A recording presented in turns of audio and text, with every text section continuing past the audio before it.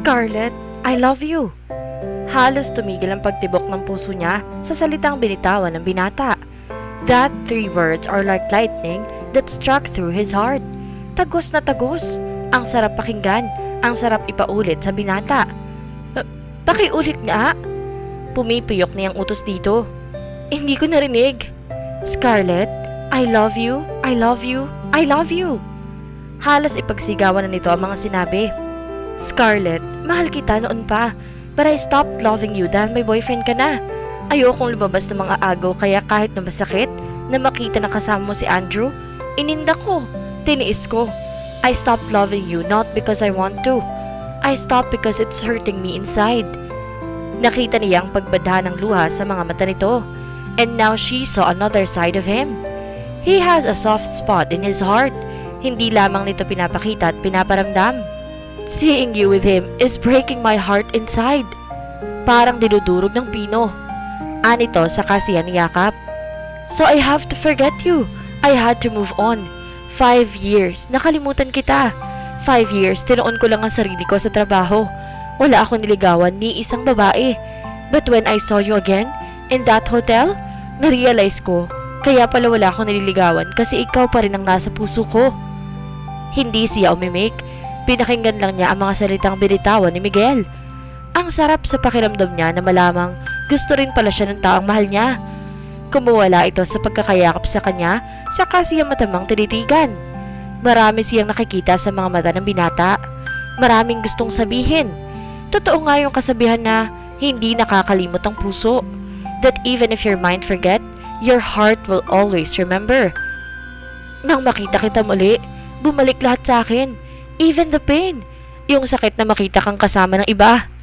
Saad nito, saka mapait na ngumiti. So I had to avoid you. Kailangan kitang itaboy palayo kasi pakiramdam ko, kapag nakahanap ka na naman ng iba, kakalimutan mo na naman ako. At natatakot ako masaktan. But now you are in my arms. Anito, saka biglang nagdilim ang paningin.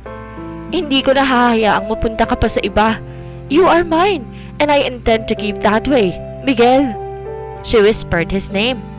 I love you. Kahit nagkaroon ako ng boyfriend, hindi ka rin nawala sa puso ko. Nandun ka pa rin.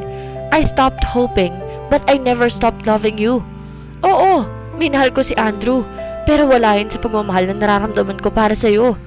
Back when we were in college, you are cold and silent. You are hard to approach and hard to talk to. Kaya sapat na sa akin na sa malayo ka tingnan. I am happy as long as I can see you from afar. Hindi na ako nangarap ng masigit pa ron. Kahit nasa malayuan lang, okay na sa akin. Mahal din kita. Hindi nabawasan ang pagmamahal na meron ako sa'yo. Wika niya saka tinuro ang kanyang puso. You stayed here. Maaaring hindi ko lang naramdaman pero hindi nawala. Natulog pero hindi nagbago. Ganon na ganon pa rin. From the first day I met you until now. Kaya nang akala ko ibang babae ang tinutukoy mo, kinain ako ng selos. Kaya masungit ako. Kaya naiinis ako kasi nagseselos ako. At ang nakakainis ngayon, ang pinagseselosan ko lang pala ay ang sarili ko. Aniya saka pinukol ito ng masamang tingin. You are making fun of me, are you? Pinagtatawanan mo ko dahil pinagseselosan ko ang sarili ko. He chuckled. I'm sorry. She snorted. Kainis ka? I love you.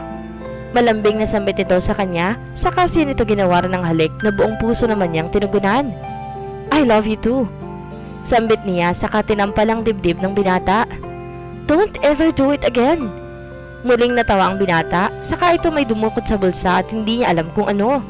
He is holding a red velvet box at nang binuksan nito iyon, lumantad sa kanya ang napakagandang kwintas. It was like an infinity, nameplate kind of necklace. May pangalan niya at ni Miguel. Kinuha ni Miguel iyon sa maliit na kahon at isinuot sa kanya. Habang sinusuot ni Miguel iyon sa kanya, hinalikan siya nito sa noo. What is this? That is my promise. Nakangiting sagot ni Miguel sa kanya. Pinapangako ko na kahit anong mangyari, hindi kita ipagpapalit. Ikaw ang kaisa-isang babae na nagpapatibok ng puso ko. At hindi na iyon magbabago. Walang kahit na sino man ang papalit sa'yo sa puso ko. Always keep that in mind. Tumango siya at hindi nakatakas sa kanyang mga mata ang suot din nitong kwintas. katulad din sa kanya. Couple necklace? Natatawang tanong niya. Naniniwala ka rin sa mga ganon?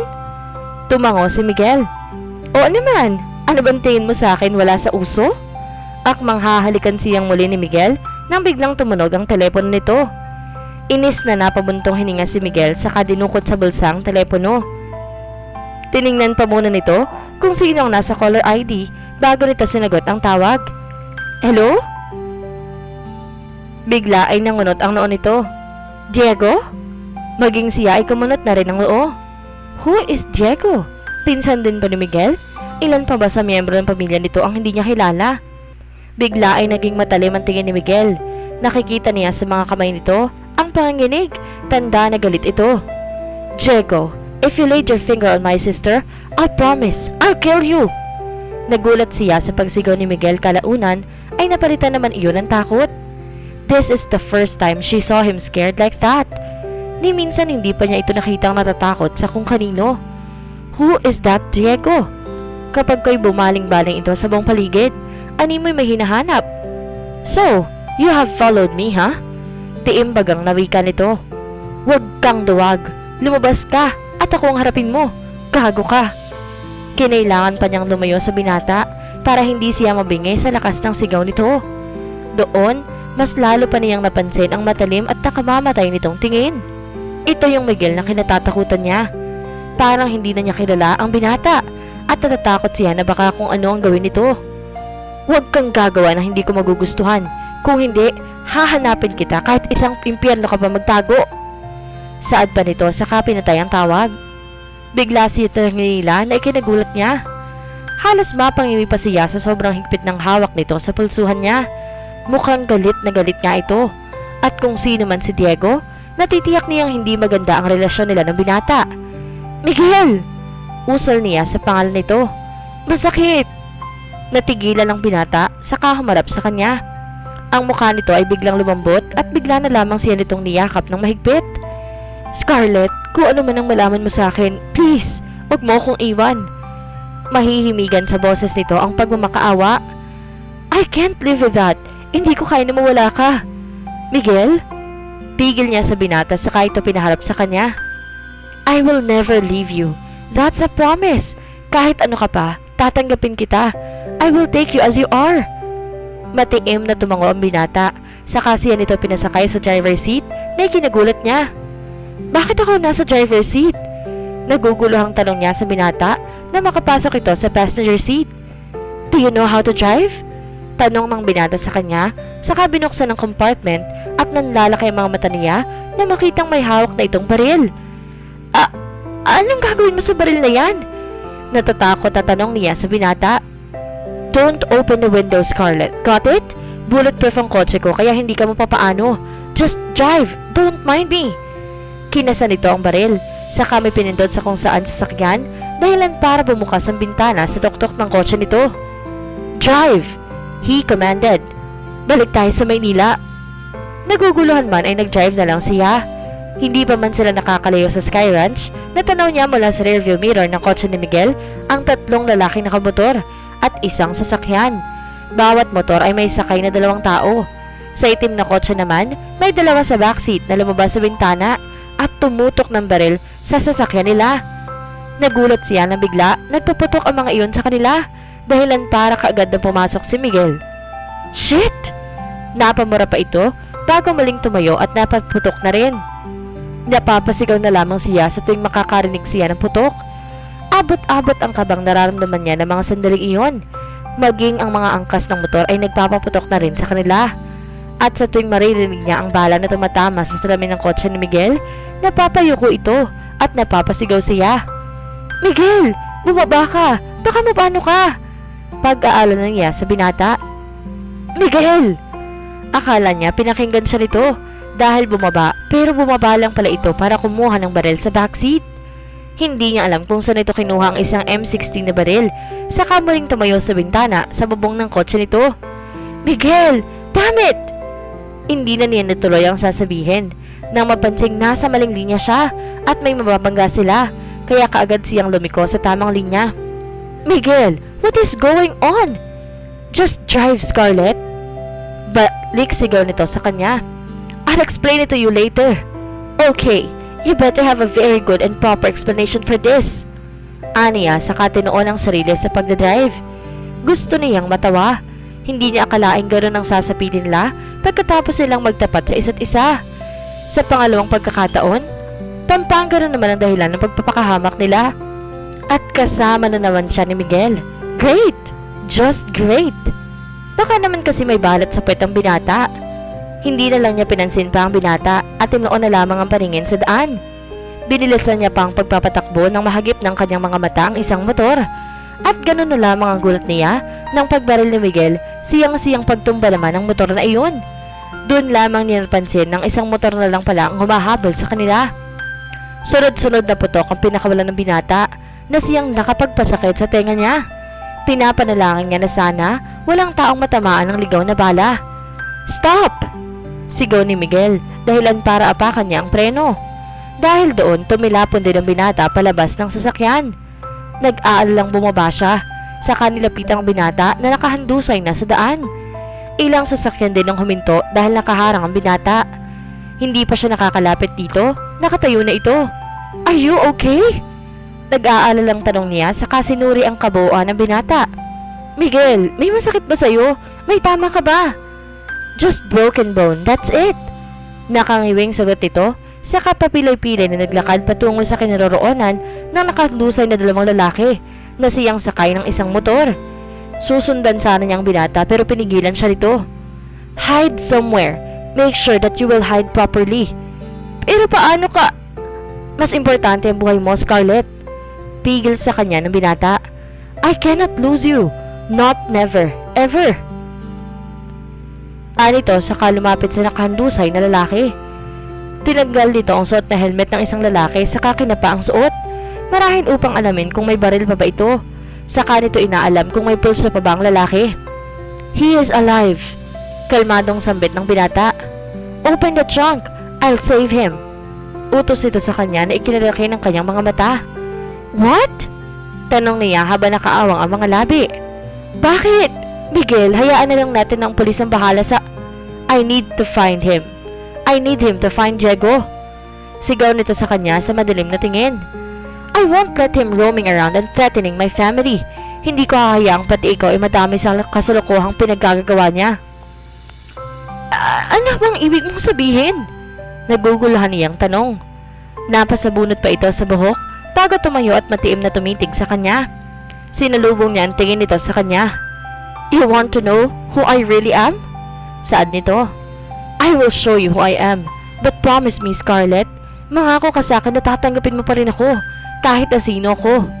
Promise me, Scarlett. Sambit nito na may diin. She sighed. Kahit naman sino pa si Miguel, tatanggapin pa rin niya ito. Hindi na niya kailangan mangako pa dahil buong puso niyang tanggap at tatanggapin ang binata. Promise! Nasaan tayo? Tanong niya sa binata habang nililibot ang paningin sa isang abandonadong bahay. May ilaw sa labas kaya kita niya ang nangingitim na nitong pader. Lumot na rin ang ibang parte at natatakpan na lamang ng mga tagpi-tagping kahoy ang pintuan. Kumatok ka! Utos ng binata habang binubuhat ang lalaking nilagay nito sa trunk. Sinunod niya ang binata. Kumatok siya ng 3 beses bago may nagbukas. At tumambad sa kanya ang pamilyar na babae sa kanya. Namumukhaan niya ito. Hindi lang niya alam kung saan niya nakita. Basta, nakita na niya. Nanlaki ang mga mata nito nang bumaling ito kay Miguel. What the? Miguel? Singhal nito sa binata, saka tumingin sa paligid. Marahil upang alamin kung may taong nakakita. Get inside. Niluwagan nito ang pinto, saka lumapit kay Miguel para tulungan itong ipasok ang wala pa ring malay na lalaki. Nang makapasok na sila, dali-daling kumuha ito ng bangko at mabilis na kumuha ng lubid panali. Pinaupo ni Miguel ang lalaki doon, sabay tali naman ng babae. Nilibot niya ng tingin ang buong loob ng bahay na iyon. It was very neat and cozy. Animoy nasa isa siyang magandang bahay. Kulay pite ang pintura ng loob. May mga paintings na nakasabit at may mga flower vase. Malayong malayo sa labas ng bahay na puro lumot at sira-sira. There are 2 rooms, 1 kitchen and a dining table. There is 1 bathroom and living room. Meron din siyang alagang aso. It's a bulldog. At dahil sa takot niya na baka siya'y kagatin ito, Kaagad siyang kumapit kay Miguel. Bakit dito niyo siya dinala? Angil nito sa binata, saka napasapo sa ulo. Miguel, my house is not a good place for a person to keep. Wala ka namang kapitbahay oh. Still, angil nito. Hindi na rin nalalayo ang bahay ko sa iba. Paano kung sumigaw yan? Turo nito sa walang malay na lalaki. And oh Miguel, look! His blood drops on my floor. Hindi ito pinansin ni Miguel na binuksan lang ang isang pinto. She need a place to stay. Wika nito sa babae. Angela, this time I will be needing your help. The woman named Angela sighed, then looked at her. Is she the woman you're talking about? Yes, will you take care of her? Kailan na ba ako tumanggi sa'yo? Anito na masama ang tingin sa binata. We are partners, remember? Kung sino man ang mga taong pinoprotektahan mo, pinoprotektahan ko na rin. So, yeah, I'll keep her safe. Thank you. Sambit ng binata dito saka lumapit upang yakapan. At doon, nakadama siya ng selos. Naiko yung panyang kamao niya dahil sa nakikita. May naging relasyon kaya ang dalawa bukod sa mag-partner lang? At ano bang klaseng partner ang tinutukoy ng mga ito? Speaking of, nawala sa isip niya na kailangan pala niyang kausapin ang binata tungkol sa nangyayari. Kanina pa siya naguguluhan. Sabay na bumitaw ang dalawa sa isa't isa. Si Miguel ay humarap sa kanya habang si Angela naman ay nagtungo sa lalaking nakagapos at hinahanap kung saan ang tama nito. So, now, speak! Sambit niya dito, saka pinagkrus ang kamay. Let's go to the dining area. Hindi ka pa kumakain. Parang haplos sa puso niya ang sinabi nito.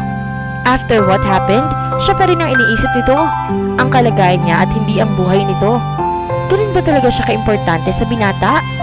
Sinundan niya lamang ang binata. She sat down on the chair while Miguel went to the kitchen to prepare her a dinner. Pinanood niya ang binata na sumandok ng pagkain. Dahil doon, hindi niya maiwasang maimahe na asawa niya si Miguel at inaalagaan siya nito. Napangiti siya. Ang sarap sigurong mag-alaga ni Miguel. Hindi pa nga sila mag-asawa pero inaalagaan na siya nito at pinoprotektahan. She is lucky to have him. Nang humarap ang binata at naglakad palapit, kunwari seryoso ang mukha niya. Hindi niya pinapahalata na napangiti siya sa ginawa nito. Nang mailapag ni Miguel ang plato na may lamang kanin at ulam, saka umupo sa bakanteng upuan na kaharap niya at tinanong niya ito. Tell me now, Miguel. Miguel hissed. Pwede bang kumain ka muna? Mamaya na natin pag-usapan yun. No, Miguel. Giit niya. Makakalimutin akong tao. Baka makalimutan ko kapag hindi ko pa naitanong sa'yo ngayon. So, tell me. Miguel sighed in defeat, then looked at her intently. But promise is a promise, Scarlett. I am the kind of guy who'll hold on to it. Who'll hold on to a promise. I know what I promised. Hindi na niya naiwasang magtaas ng boses. Gusto na niyang malaman ang lahat. Dahil kanina pa nagtatanong ang isip niya at hindi niya alam kung ano ang mga sagot doon. Tanging si Miguel lamang ang makakasagot ng lahat. I'm an agent. Seryosong sambit ito na ikinagulat niya. You are what? Hindi makapaniwalang tanong niya. Agent? Yes. 5 years ago may lumapit sa akin. Isang lalaki. And he offered me a job. Nung time na yon, galit ako sa mundo. Yun yung araw na graduation party nyo. At galit ako sa'yo nung oras na yon. Bakit sa akin? Well, 99% of me loves you. And the other 1% of me hate you for forgetting me. Ang sakit lang na lagi mong sinasabi sa sulat mo na gustong gusto mo ko. Pero ang bilis mo namang humarap ng iba. Seryosong anito. So I hated you for that. At wala akong mapagbalingan ng galit ko. And then, a man approached me. And like I said a while ago, he offered me a job. A serious job. Pagkukwento ni Miguel sa kanya. Binahagi niya sa akin lahat ng sikreto ng ahensya nila. And he said that I am very well trained in combat and using a gun. Minamatsaga na pala niya ako noon pa. Kaya pumayag ako. Na-encourage niya ako maging parte ng ahensya nila. Then I met Angela. Tulad ko, baguhan din siya. We became partners until now. We kill people, Scarlett. Bad ones. Yung mga taong hindi na kaya ng gobyerno, sa amin ibinabagsak. I don't regret every person I killed because they deserved it. I've been hunting and killing bad guys for 5 years now. Saad nito saka biglang lumambot ang muka at animoy nagmamakaawa sa kanya. Scarlett, madumi akong tao. Maraming dugo nang tumaan sa kamay ko. I am a killer and you love me. Pigil niya rito saka hinawakan ng kamay ng binata at pinisil. Miguel, hindi ka masamang tao. You are just doing your job. You kill bad guys, that all I need you to explain. Because I promise that I will take you as who you are. Kahit sino ka pa, ikaw pa rin ang Miguel ko. Ang doktor na gumamot sa muntikang pagkasira ng puso ko at ang taong mahal na mahal ko. But being with me means you have to face danger. Wika nito. And I don't want that for you. Gusto ko yung tahimik na buhay para sa'yo. You deserve it, Scarlett. Ayoko mapahamak ka kasi hindi ko kayang mawala ka. I'd rather die. Walang mamamatay. Pigil niya rito sa kainirapan at naglinis ng hinigit na kamay sa kamay ng binata. I won't let that happen. To me, and to you too. Sino man yung Diego na yan, you need to stop him. Control, and be careful, Miguel. Huwag mong pababayaan ang sarili mo dahil lagot ka sa akin kapag may nangyaring masama sa'yo. Miguel chuckled. Yes, ma'am. Sakto naman ang pagpasok ni Angela sa kusina na humahangos pa. Kaagad nitong binuksan ang refrigerator at kumuha ng maiinom. Ano nangyari sa'yo? Kulot noong tanong ng binata. Dinala ko lang naman sa basement ang hostage mo. Sagot ni Angela. Kasi pag hindi ko siya dinala doon, babahain ang buong sala ko ng dugo niya. Can you take care of him? Gamutin mong sugat niya bago mamatay yun sa kawalan ng dugo. Tumayo si Miguel saka naglakad palabas ng kusina. Pababa sa tinutukoy ni Angela na basement. Wala na ang binata doon at hindi niya alam kung paano sasalubungin ng tingin si Angela. Katahimikan ang mamutawi sa pagitan nila at si Angela ang unang pumutol noon. So, how's your relationship with him? Tanong nito nang umumuya pa ng bubblegum. Nakasandal ito sa pinto ng refrigerator at ang mga kamay ay magkakrus at habang matalim na nakatingin sa kanya. How are you talking his bad mood personality? Gaano kayo ka-close? Balik tanong niya rito. Magkasama kayo ng 5 taon so I assume that you are really close. She cursed to herself of how she said those. Para siyang detective na iniimbestigahan ng isang tao. Angela was silent for a moment, then smiled at her. We are close. Partners kami eh. Maangas na sagot nito sa kanya. We get along sometimes, pero mas marami kaming hindi pinagkakasunduan. Hindi ko kasi makuha ang ugali ni Miguel eh. Alam mo yun? Mabait siya. Pero maya-maya biglang magsusungit at magagalit. Kung kakausapin mo parang ang sama na sinabi mo sa kanya. Tapos walang sense of humor. Walang sense of humor? Hindi makapaniwalang tanong niya. Tumatawa naman siya kapag kasama ko siya. Baka sa'yo lang. Ikaw ang special someone niya eh. Anito saka umupo sa upuang iniwanan ng binata. Kala ko nga bakla yan eh. Kasi puro babae ang kasama. But seeing him like someone, and that's you, mukhang mali ang nasa isip ko. Hindi ka ba nagkagusto sa kanya? Tanong niya rito dahilan para mabigla ito. Wow! Wow! Nanunoy ang sambit nito. Easy there, cupcake. Wala akong gusto sa kanya. Promise, mamatay man ako ngayon. May taste naman din ako pagdating sa mga lalaki, no? And Miguel is not my kind of guy. Wika nito. He is cool, alright, but his attitude bring him down. Ayoko sa mooding lalaki. Ang sungit kaya ni Miguel. Doon ay hindi na niya napigilang matawa. Sinabi mo pa, 'di ba? And then they both laughed. Kahit paano nawala ang pagdududa niya sa dalawa. They're just partners. End of discussion. Isa pa, may mahal akong iba.